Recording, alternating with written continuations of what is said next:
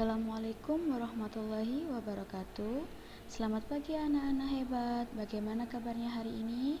Ustazah Tiwi harap kalian di rumah sehat selalu dan tetap semangat ya belajarnya. Kali ini kita akan belajar tema 1, subtema 4 tentang pertumbuhan dan perkembangan tumbuhan. Mata pelajaran yang kita akan pelajari hari ini yaitu mata pelajaran Bahasa Indonesia.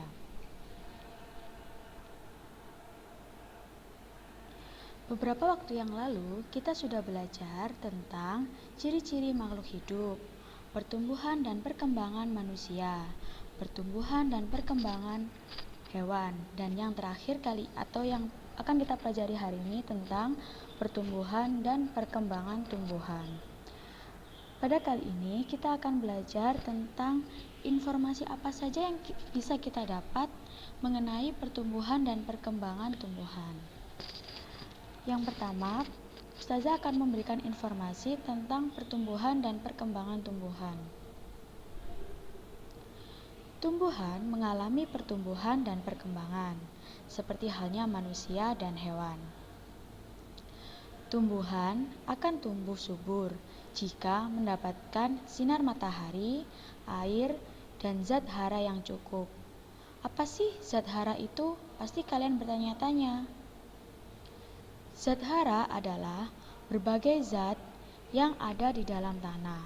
Tanah yang subur menyediakan zat-zat hara yang dibutuhkan oleh tumbuhan. Sebelum Ustazah lanjutkan, ada baiknya kalian membuka buku petik halaman 97. Di situ ada bacaan mengenai pertumbuhan dan perkembangan tumbuhan.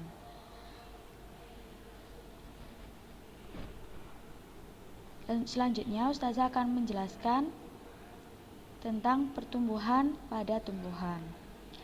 Pertumbuhan pada tumbuhan ditandai dengan tumbuhan yang bertambah tinggi, batang yang semakin besar dan kuat, serta jumlah daun yang semakin banyak. Pertumbuhan pada tumbuhan dimulai dari biji. Biji yang ditanam akan muncul tunas atau biasa disebut dengan kecambah.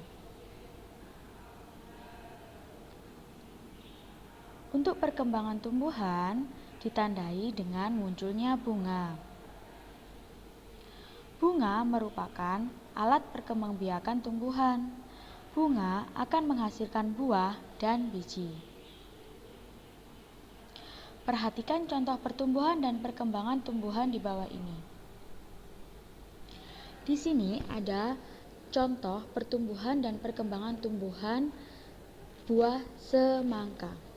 Dimulai dari biji yang ditanam, kemudian tumbuh menjadi kecambah, lalu tumbuh menjadi tumbuhan muda, lalu tumbuh menjadi tumbuhan dewasa yang sudah mulai berbunga, dan pada akhirnya tanaman atau tumbuhan dewasa akan mengeluarkan buahnya. Ini adalah contoh pertumbuhan dan perkembangan tumbuhan buah semangka. Di sini ini adalah mengalami pertumbuhan. Pada saat muncul bunga, di sini tumbuhan mengalami perkembangan. Lalu muncullah buah pada tanaman semangka. Selanjutnya, Ustazah akan memberikan informasi mengenai perkembangbiakan tumbuhan. Tumbuhan berkembang biak dengan dua cara, yaitu secara alami dan secara buatan atau dengan bantuan manusia. Tujuan tumbuhan berkembang biak adalah untuk memperoleh atau memperbanyak tumbuhan baru.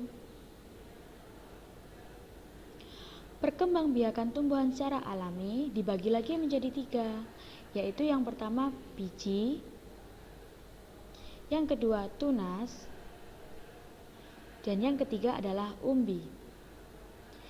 Perhatikan gambar yang Ustazah tampilkan di layar kalian. Di sini ada contoh biji jagung. Ini adalah contoh tunas dari bambu, dan ini adalah contoh dari umbi batang pada tanaman kentang. Selanjutnya, Ustazah akan memberikan contoh-contoh tumbuhan yang berkembang biak dengan cara biji. Antara lain ada tanaman cabai, tanaman tomat, tanaman jeruk, dan lain sebagainya. Ini adalah 3 contoh tumbuhan yang berkembang biak dengan cara biji. Masih ada yang lain, ada tanaman mangga, ada tanaman jagung, ada tanaman buah salak, dan lain sebagainya, dan masih banyak yang lain. Selanjutnya, Ustazah akan menjelaskan contoh tumbuhan yang berkembang biak dengan tunas. Misalnya, tanaman pisang dan tanaman bambu. Tunas pisang sudah ditunjukkan dengan anak panah di sebelah sini. Ini adalah tunas dari pisang. Tunas ini akan tumbuh menjadi pohon pisang. Lalu di sini adalah contoh tunas pada bambu. Sebelumnya sudah kalian lihat juga kan tunas pada tanaman bambu. Ini adalah contoh perkembangbiakan tumbuhan dengan tunas. Selanjutnya, contoh tumbuhan yang berkembang biak dengan umbi. Antara lain ada tanaman bawang dengan umbi lapis dan kentang dengan umbi batang. Mengapa bawang merah berkembang biak dengan umbi lapis? Kita coba lihat tanaman bawang merah di gambar ini. Dia mempunyai beberapa lapisan. Maka dari itu, bawang merah berkembang biaknya secara umbi lapis karena dia mempunyai lapisan-lapisan yang banyak sekali. Dari lapisan-lapisan ini akan, kalaupun ditanam, bisa tumbuh menjadi tumbuhan bawang merah. Untuk kentang dengan cara umbi batang. Jadi dari buah kentang yang biasanya kalian makan atau sayuran kentang yang biasanya kalian makan, kalau dibiarkan lama-kelamaan, di situ akan muncul tunas-tunas baru atau kecambah-kecambah dari kentang. Sehingga kecambah-kecambah ini nantinya akan tumbuh menjadi tanaman kentang yang baru. Selanjutnya, Ustazah akan menjelaskan perkembangbiakan tumbuhan secara buatan. Ada tanaman yang berkembang biak secara buatan, artinya manusia membantu proses perkembangbiakan tanaman tersebut. Cara manusia membantunya yaitu dengan cara cangkok. Contohnya seperti ini. Cara cangkok digunakan pada tanaman-tanaman yang memiliki batang yang besar, seperti tanaman mangga, tanaman nangka, dan lain sebagainya. Itu adalah tanaman-tanaman yang bisa berkembang biak dengan cara buatan, yaitu dengan cara cangkok, karena tanamannya mempunyai lapisan batang yang sangat tebal. Selanjutnya, dari informasi-informasi yang sudah saya sampaikan tadi, pasti kalian menemukan kata-kata sulit, bukan? Coba perhatikan tabel berikut ini. Di sini Ustazah sudah menuliskan 3 kata sulit yang sebelumnya belum kalian pernah dengar. Yang pertama adalah biji. Biji artinya isi buah yang dapat tumbuh jika ditanam. Yang kedua ada tunas. Tunas adalah bagian tumbuhan yang baru tumbuh dari kecambah. Yang ketiga ada cangkok.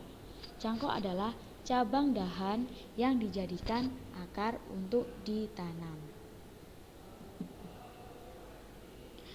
Kata-kata sulit di atas dapat digunakan untuk membuat kalimat agar kamu semakin memahami arti kata-kata sulit yang telah dipelajari.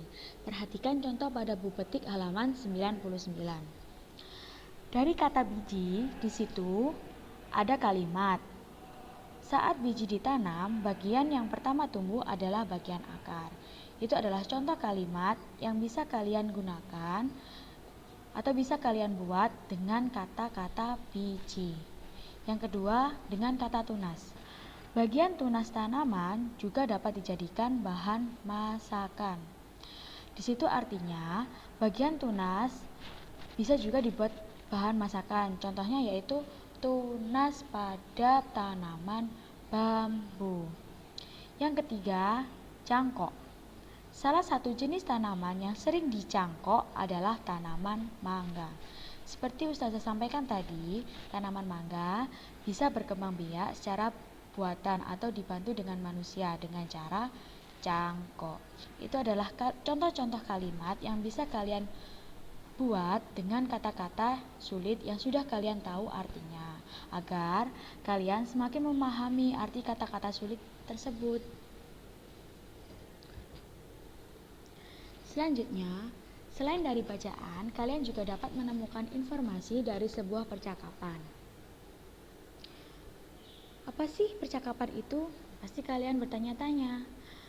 Percakapan adalah pembicaraan antara dua orang atau lebih yang membahas suatu hal. Dalam percakapan, biasanya ada yang bertanya dan ada yang menjawab atau memberikan informasi.